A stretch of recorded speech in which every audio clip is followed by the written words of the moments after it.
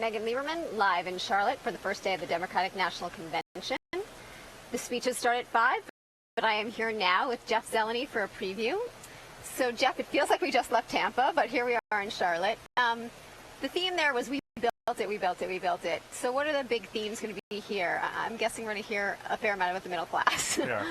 A different swing state, a different convention, and a different message overall. I mean, what Democrats are trying to do here during this convention is reset this presidential campaign really with about 60 days to go.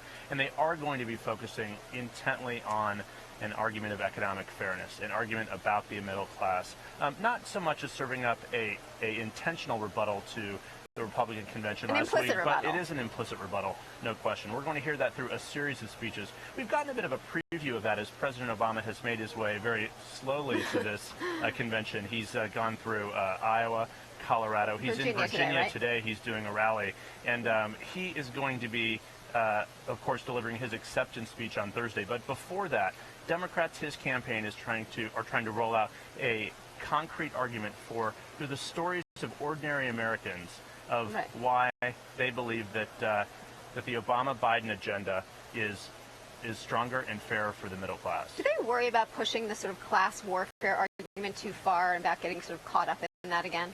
It's always a fine line for Democrats, but the reality is they are trying to make the case to voters in this economy of which side, which ticket would be better for their own personal economic circumstances. Now, one of the issues here, of course, Governor Romney has struggled with his appeal to voters and his ability to connect with voters.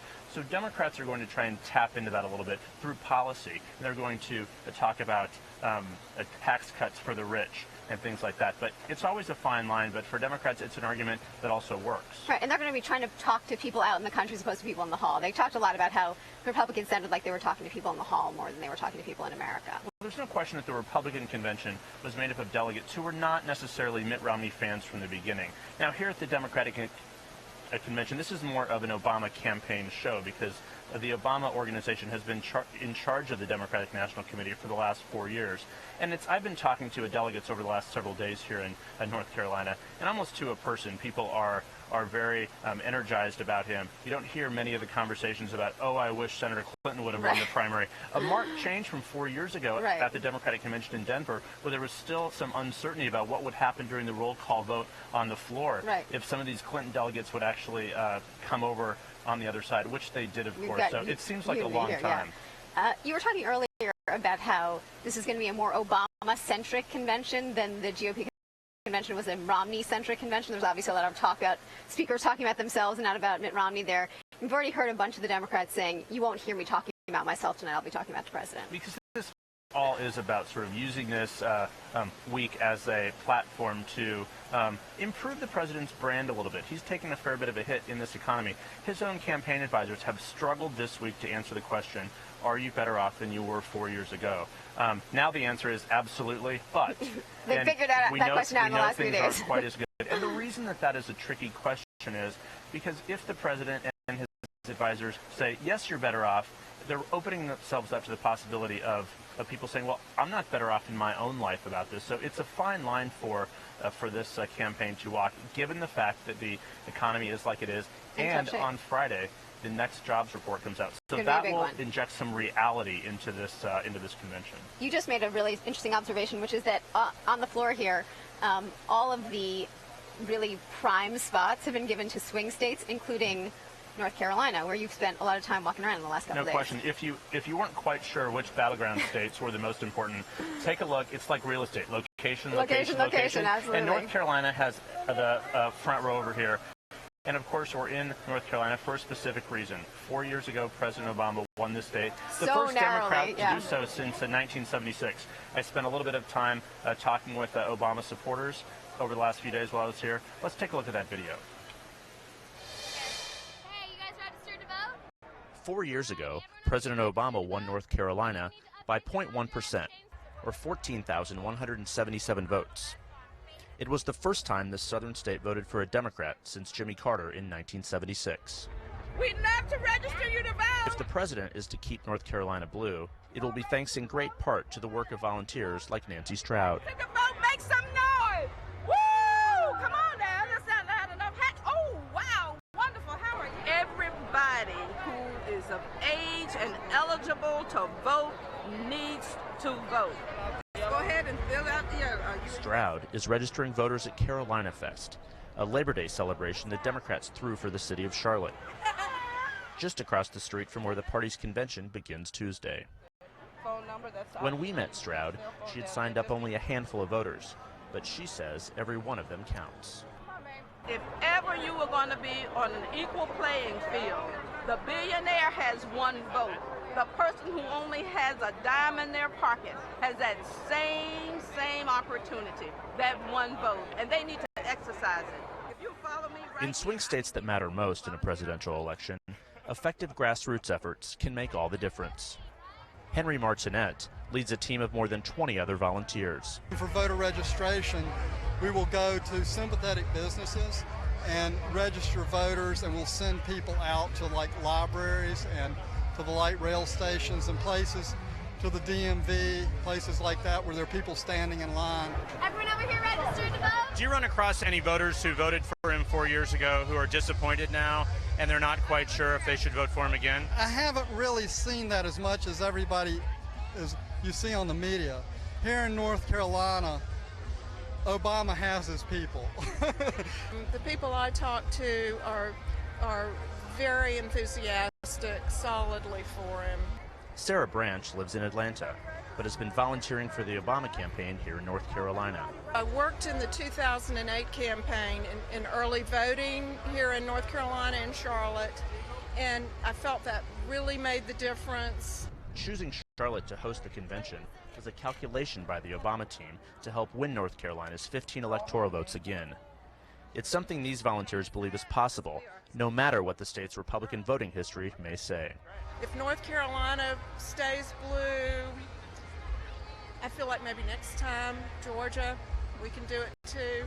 I really do, as a result of this and all of the other grassroots efforts to get people to understand. Once they understand, we don't have to make the decision for them. There's not the same magic and enthusiasm that there was, but there is a solid bedrock commitment to doing everything that people can to help Obama win this election. How does he get back that magic and enthusiasm? Well, I think something like a convention like this. Look at this. This is the biggest thing Charlotte's ever seen. I've been here most of my life, and I've never seen crowds and excitement like this in downtown Charlotte. So, Jeff, why Charlotte?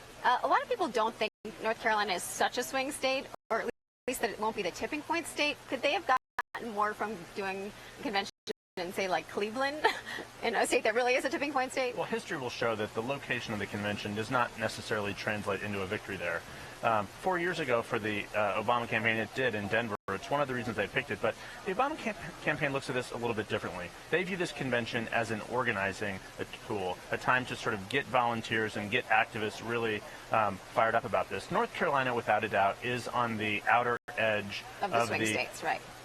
Of the toss-up states. The New York Times rankings has it as a leaning Republican state, actually. But Republicans are not completely confident that they have this one. They have still been spending money here. And Democrats... And it forces them to spend more money here. Right. But the reason Democrats believe that they have an opportunity here is there are more voters of their base available to them, more African-American voters, more younger voters. And North Carolina has seen an influx of new residents, younger residents, more educated voters, who more college-educated voters, who are more likely, demographically at least, to vote for President Obama. So for those reasons, they've picked North Carolina. And a convention also can backfire. There's a week-long of a Democratic message, which obviously turns off Republicans and maybe even independent voters. So that may be also a reason that it was not in Cleveland, because, boy, Ohio is a must-win state for both sides, really.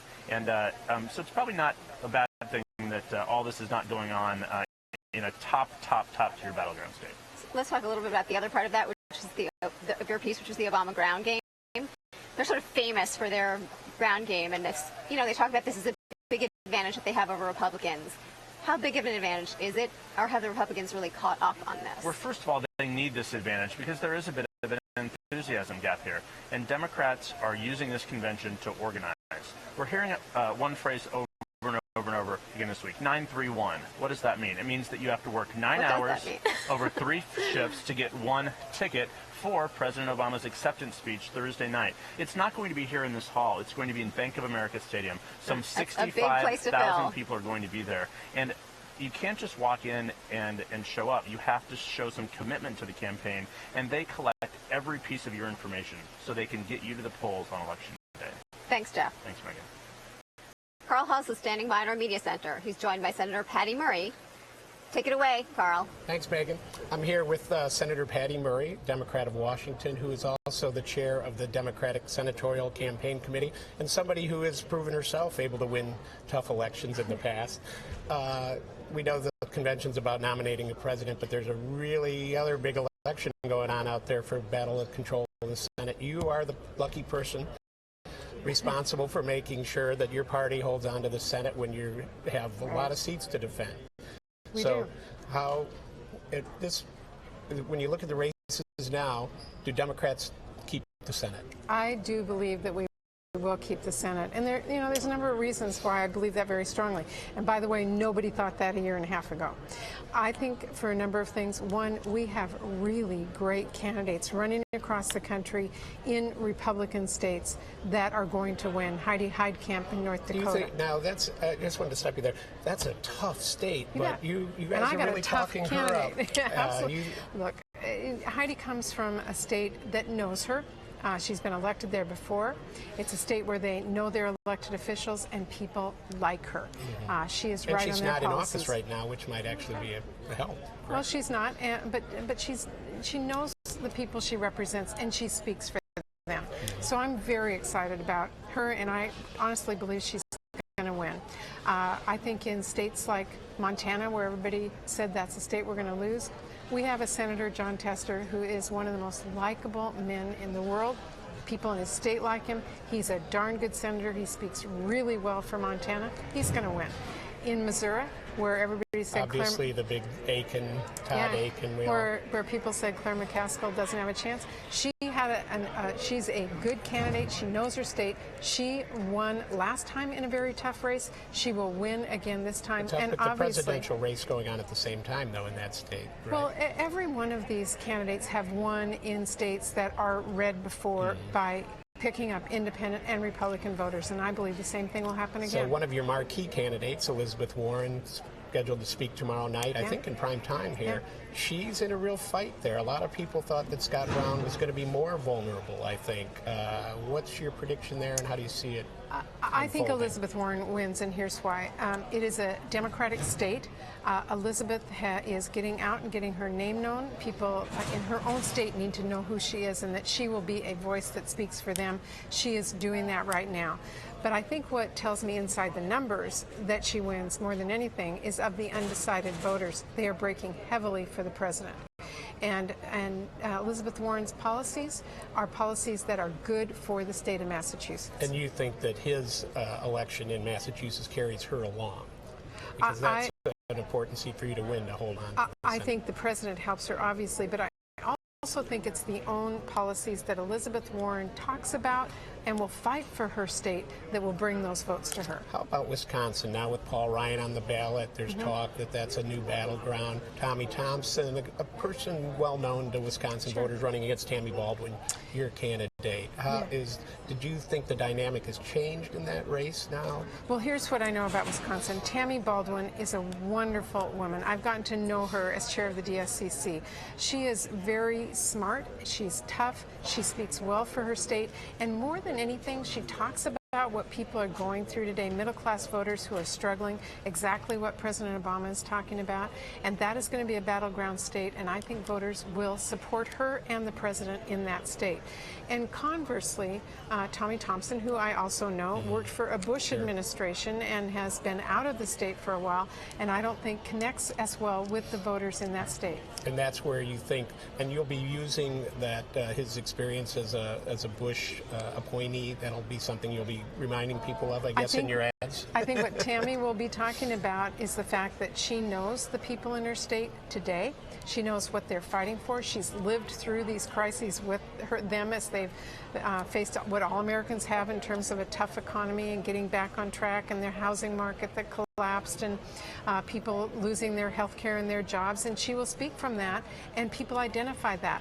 And I have found in close elections what makes a difference at the end of the day is that voters will vote for someone who they believe will go to the United States Senate and speak for them. And I think Tammy will do a great job. How about Nevada? Another place where you're trying to get a seat back from the Republicans, right? And but Harry Reid's state, though, he knows how to work it there, I think, pretty well.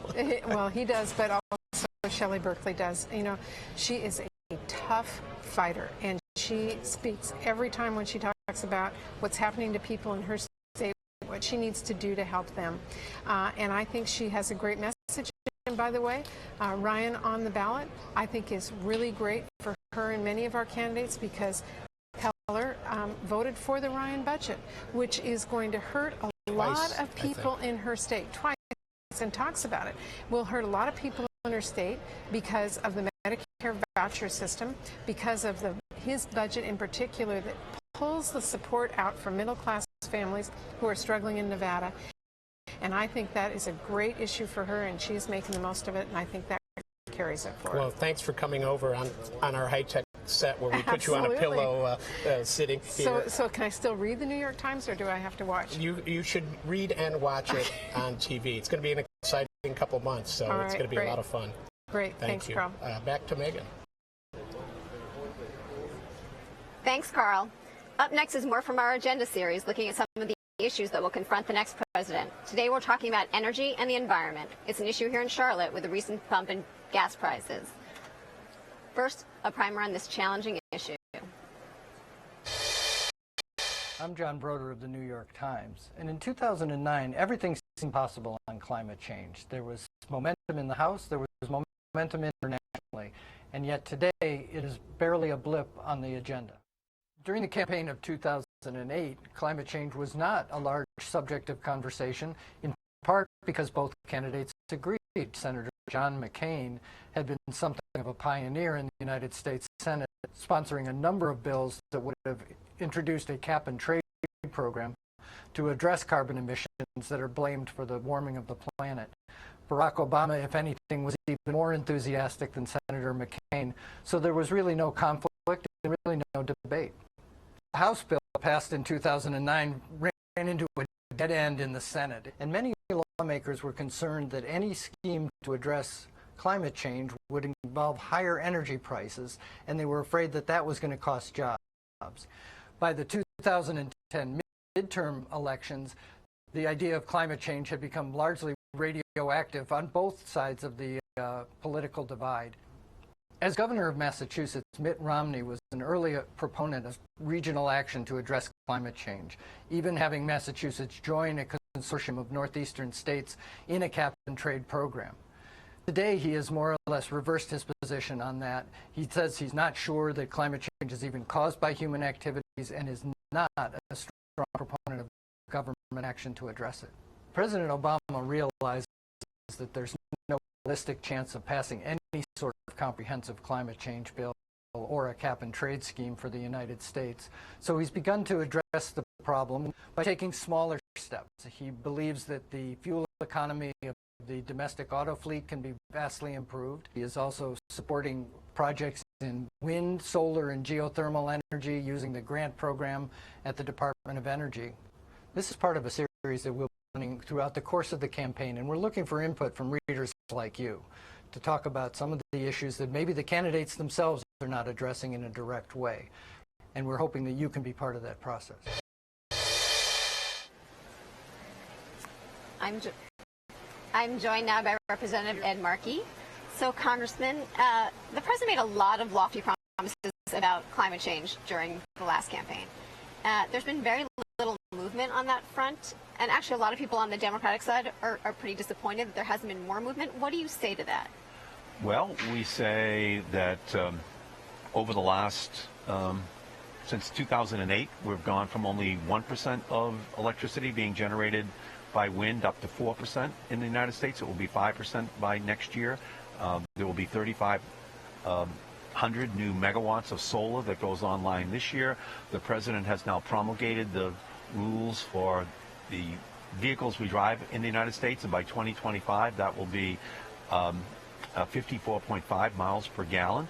And so the good news is that we are now 8.7% lower in greenhouse gases than we were in 2005, even though there's been a 5% growth in GDP. So we're making real progress under Obama. It's just the opposite of what the Republicans had on the books. Issues like cap and trade and carbon taxes really got completely dropped pretty much after 2009. There's opposition from the Republicans. There's opposition on a number of things, and it really has not been a subject of conversation from the administration as much as certain other things have. Well, except to the extent to which the president is making a very big deal out of the Republicans' desire to keep $4 billion a year on the books for tax breaks for oil companies, while taking off the books the $4 billion for wind energy. I mean, that just pretty much summarizes this issue because obviously between the natural gas revolution substituting for coal and the wind and solar revolution plus the automotive revolution, what Obama has put on the books and at his regulatory agencies has been implementing has been making a big difference. We're actually pretty close to being on track to reduce greenhouse gases by the 17% that the Waxman-Markey bill had in it when it passed the House of Representatives in June of 2009. How about gas prices? This is a big pocketbook issue for middle-class voters, which is the group that we're speaking to here a lot tonight, or the Democrats are going to be speaking to a lot tonight. The president's taken a lot of flack from Republicans about not doing more on domestic energy production, either allowing drilling on federal lands or blocking the Keystone Pipeline. Would not more domestic production help lower gas prices, and where do you draw the line between trying to keep gas prices down and protecting the environment? Well, here's the good news. On the day that President Obama was sworn in, January 20th, 2009, and George Bush went back to Texas, the United States was 57% dependent upon imported oil.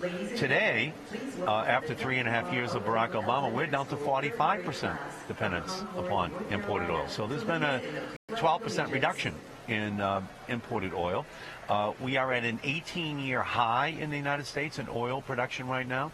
We have 50% more rigs out in the Gulf of Mexico drilling than we did before the BP spill. 75% of all oil and gas off our shores are available for drilling by the public sector.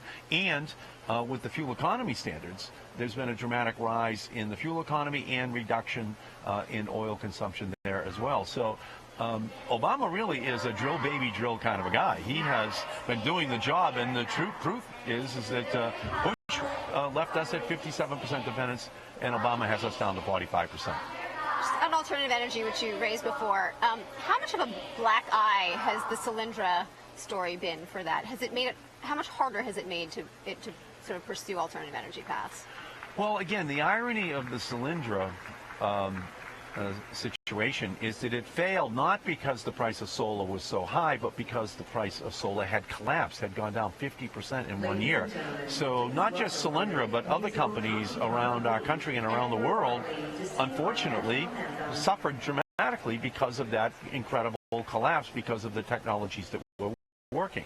So the total story, which is the one that we really have to be interested in, is that solar is becoming more and more competitive with coal, with natural gas as each month goes by. That's really the Solyndra story. It failed because it couldn't compete in the marketplace. And so in the same way that pets.com didn't make it in the dot-com bubble, well, Solyndra didn't make it. But there is a solar revolution that's going on in the same way that there was a broadband.com revolution. So it's a good news story, actually. Thank you very much, Congressman. No, glad to be here. And now Assistant Managing Editor Jim Roberts is in our media center to talk about some of the social media reaction so far. Over to you, Jim.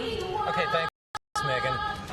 I'm here again with Ben Smith, my friend, editor of BuzzFeed.com. BuzzFeed is working with the New York Times yet again with the Democratic convention, as it did during the Republican convention a week ago.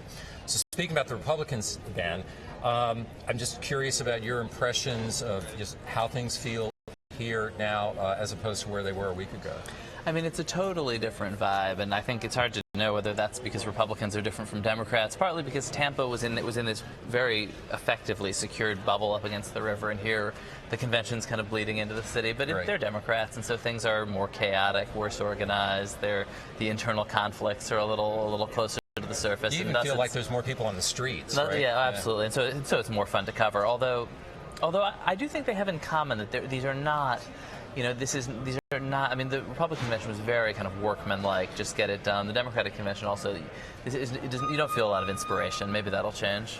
What do you think are some of the storylines that you're going to be paying attention to, or let me just put it this way, that the mainstream media might be paying attention to, and then you in social media would be, really consumed by in the next couple of days?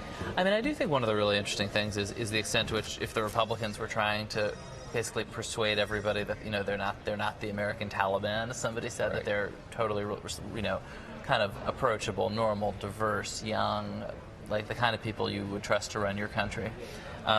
The Democrats are not worried about that. Right. They don't seem to be hiding their differences. No, and they're putting up a line of pretty kind of polarizing figures. Some of them, Sandra Fluke, certainly the reproductive rights activist. Really, I was actually a little surprised. Maybe I should have known she spoke with Obama a few weeks ago, I think it was. Yeah.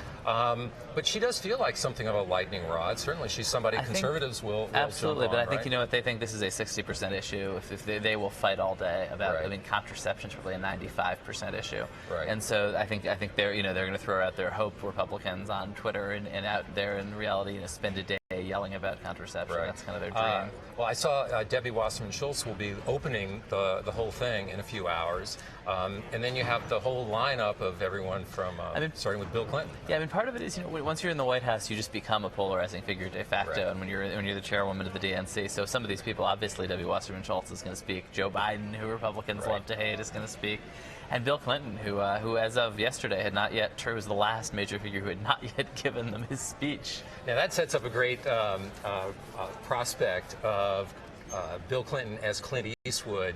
I don't think we'll be seeing quite that sort of a surprise, but yet you think that we'll go in tomorrow night without having any idea what Bill's going to be saying. I mean, I guess that is part of the fun. I mean, I think they'll have a general rough sense, but even if it's in the teleprompter, that does not necessarily give you a clear sense of what the man is actually going to say. I mean, I think it's not like Clint Eastwood that they're worried he's going to go off the rails. It's more like, they have a strategy, and Clinton may have a somewhat different strategy, and maybe we'll hear about that. Well, I'm sure they'll like hearing from him no matter what. You've spent some time talking to delegates over the last couple of days here. What's your sense of the issues that they're paying attention to?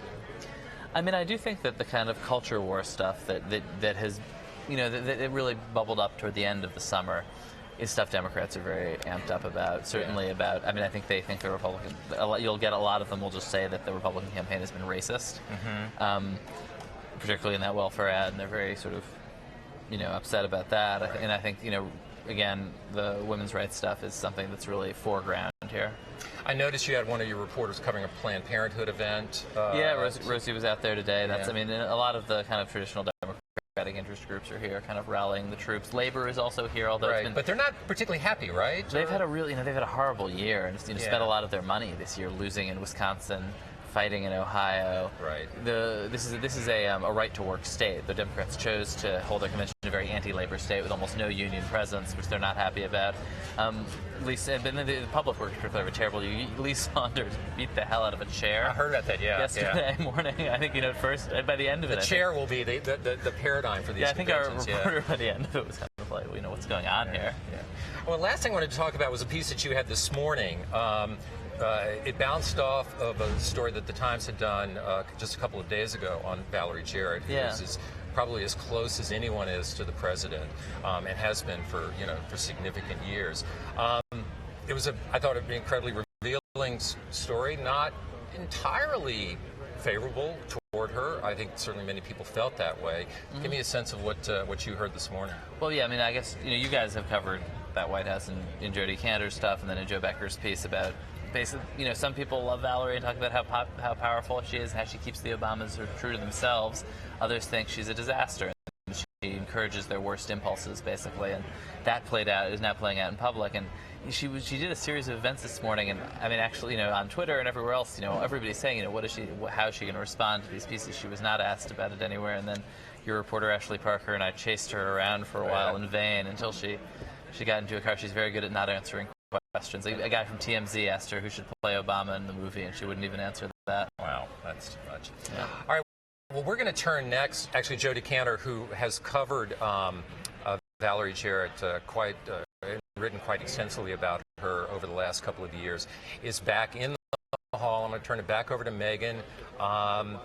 Take it away. Thanks, Jim. I am here now with Jody Caner to talk more about Valerie Jarrett. So, Jody, you've been writing about Valerie for years. We had this big piece over the weekend by Joe Becker. It was a profile of her that was addressing this eternal question people have had about her, which is, what is her role in the White House? So, from your perspective, what is her role in the White House? Well, part of what was powerful, I thought, about Joe's reporting is that she really documented what the specific answers are, and she showed that Valerie Jarrett does play a policy role. On the one hand, she is the Obama's best friend. She is very close to both the president and the first lady. She advises them on personal matters.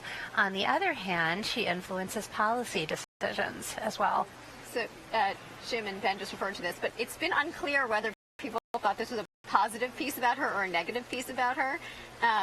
On the positive side, she's powerful. She does influence policy. On the negative side, some of the other people in the administration are not so happy about her role, right? Well, our colleague Mark Leibovich and I often joke that the only thing people in Washington care about with a profile is whether or not it makes the person look powerful or not. You can write an unflattering profile that can make somebody look powerful, or you can write a very flattering profile that makes somebody look weak. And looking weak is the worst thing of all in Washington. Yeah. So this story made Valerie Jarrett look very powerful indeed. There were quotes saying that she is the most powerful person in the White House next to the president, that she even bested the vice president on certain affairs. And yet, part of what's interesting, and I found this in reporting my own book and reading Joe's piece, is that people high up in the administration are willing to say very negative things about Jarrett, sometimes even on the record. Other people in the White House, nasty nicknames, which is really, on the one hand, you could say it's very Washington. On the other hand, you could say it's a little bit unusual. And so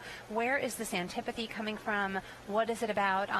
Does the president really have a mess in the West Wing, as one person said in Joe's story? Or is Valerie Jarrett, in fact, kind of taking some heat for maybe the president? Yeah, it's very interesting. Like, how much is sort of misplaced anger or frustration with him that's sort of pushed on her because they don't feel like the White House is as functional as it ought to be? I really do believe that's the case. Reporting on Valerie over the years, what I've often seen is that when people are unhappy with the president, they take it out on her, and that's natural in a way, because this is a very... She's a surrogate for him on a personal level, not just a policy level, right? And this is a very introverted president who doesn't communicate with a lot of people and doesn't a very small circle. Yeah. And so she has the very difficult job of being the diplomat and ambassador and relationship person for a president who either doesn't want to or is not very good at having relationships and doing diplomacy. And so it's almost as if she's put herself in a very vulnerable position. She also has an interesting dynamic with the First Lady, right? They are also incredibly close. And in some ways, she also is sort of a stand-in surrogate for Michelle Obama. Well, listen to the negative complaints about Valerie Jarrett. She's there because of a relationship and not because her resume. The nature of her relationship is suspiciously personal. She tangles with the chief of staff. These are all of the things that people say and often complain about with first ladies. And so part of what is really interesting about her role is that she and Michelle Obama are so close. Michelle Obama does not get that involved in West Wing affairs, and yet there's this powerful friend in the West Wing who thinks very much like Michelle Obama, who is often representing their kind of shared point of view. And there seems to be sort of a gender component to this, dare I say. Well, sort of a boys' club in which she's a really powerful figure, and that maybe is not playing to her benefit. Well, maybe race as well, because she has the double duty of being the highest-ranking woman in the White House, female advisor in the White House, and the highest-ranking African-American. And so the kind of calculation that she's constantly doing on gender and race is really complicated. Those are two hard things for any president to handle. Barack Obama is the first African-American president, and so all that behind the scenes thinking about what it means to be the first black president really belongs in Valerie Jarrett's department. Thanks so much, Jody. My pleasure. Okay, that's all from me today. My opinion colleagues are standing by in the media center. I'll be back this evening with much more. See you then.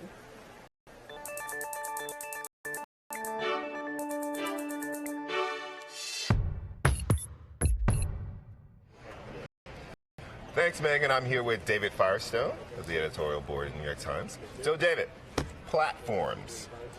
Do platforms matter at the convention in terms of like communicating what the platform is about to the public?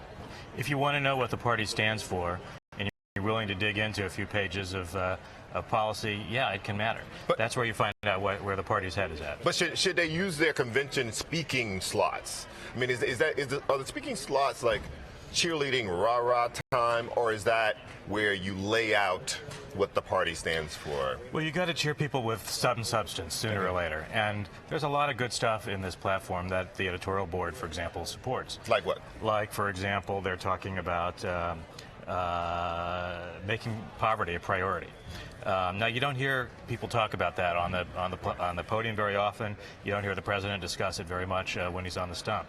Which has been a knock of this administration, and That's right. in both parties, that no one is discussing poverty in the last 4 years or so, Right. and more, even as more people have sunk into poverty. That's right. So there's maybe half a page, maybe a few paragraphs more about poverty, about doing things like raising the minimum wage that we support, and I guess our concern is this stuff isn't going to get talked about, even here. I don't know if people are going to mention it. I hope they do at the at the podium tonight and throughout the convention. But if not, I hope people at least take the time to go through and read it. But what, other than poverty, what other, like, give me like two things that you think that they should definitely nail on the podium. One thing I would love to hear somebody mention is that the Democratic Party is in favor of an assault weapons ban. This is in the news constantly. We continue to have these mass shootings, frequently using assault weapons. You never hear about it on the stump. Another thing is campaign finance reform. I mean, it's the president who is getting battered by these giant expenditures, and yet he doesn't talk on the podium. Although the campaign does they make some rumblings about the idea that this is a really awful thing. Exactly. And also they're being outraised in the fundraising. They are. Of course, they've gone along with it themselves, and they've got their own super PAC. But nonetheless, this is a huge priority for the party, and it's a reverse priority for the Republican Party, which took out its language from the last time about disclosure. They used to be in favor of disclosure. That's gone from this year's because now they're reaping the benefits of this the Citizens United decision that allows them to raise unlimited amounts and disclose very little of it. Now, is there any danger in making the platform a central part of the convention itself in terms of the speaking? Because does it open you up to some of the things that may not be so palatable, areas where you could be attacked? For instance, the Republican convention virtually ignored the fact that they even had a platform. Right. No one even mentioned any of, most of the things on the platform were not even mentioned. And part of that, I think, is a shield to say, we don't want to bring too much of this up because once we start digging into this, there's a lot there that people can attack us on, and it kind of diverts from the message of replace Obama with our God. That's right. Is that a problem for the Democrats as well? Well, it can be. I mean, certainly there's some stuff in there that they fear to bring up, in part because it could be used in attack ads. The assault weapons ban. Okay. I think they should bring up same-sex marriage and their support of it. I think that's becoming increasingly mainstream, that they would pick up some votes if they talked about it. They may fear that it would turn off more people than it would attract. Nonetheless, it seems to me if it's in your platform, if you stand for it, then why be afraid of talking about it? This is where the party is at the moment, and they shouldn't be ashamed of it. Does the editorial board find anything in the Democratic platform that you take issue with? Well, there's a lot of stuff that I'd like to see more of. I mean, for instance, on the poverty issue, there's really not a whole lot in there that's new. They're talking about recycling programs that we've tried many times. There's very little in terms of new thinking that's in this platform, or that we've really heard from the president. And we're hoping that over the next few days we're going to hear, and certainly over the next few months, we're going to hear some new ideas, some bigger proposals. And if somebody comes to the podium, I mean, who's the best vehicle for this sort of thing? Is this some of the up-and-comers, the Cory Bookers, local mayors and legislators, those kind of speakers? Or is this something that you think that the president himself should use the precious 1 hour that the networks are going to give him? Should he be the vehicle for this? Well, he's going to have to reveal a few new things in his acceptance speech. And his aides are already saying that there will be some new policies. But he doesn't have to use the whole thing for that. I mean, there's going to be a lot of speakers and a lot of people who can talk about where the party should go and be a little more specific than they've been, and I hope they do. This is a great occasion for people to actually tune in and pay attention to policy, which doesn't happen very often.